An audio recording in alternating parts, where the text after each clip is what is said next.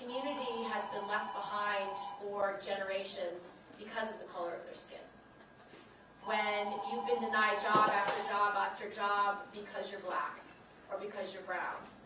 Or when you go to the emergency room to have your baby, the fact that we have the highest maternal mortality rate in this country, and if you are a black woman, you are 4 times more likely to die in childbirth because that healthcare provider doesn't believe you when you say, I don't feel right.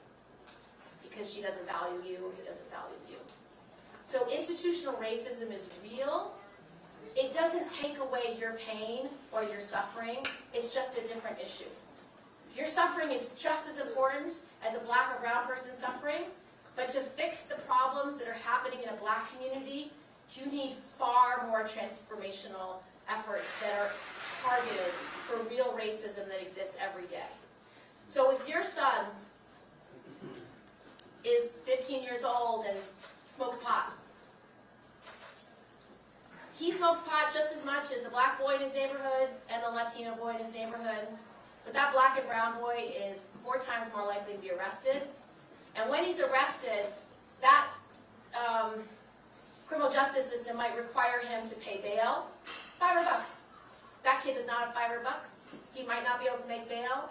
If it's an adult with a child at home and he's a single parent, if he's thrown in jail, no one is with his child. Doesn't matter what he says. I have to go home. I have a child at home. He's only 12. What am I going to do? It doesn't matter. Imagine as a parent how you would feel so helpless. That's institutional racism. Your son will likely not have to deal with that because he is white.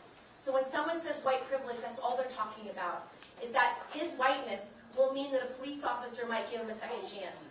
It might mean that he doesn't get incarcerated because he has just smoked a joint with his girlfriend.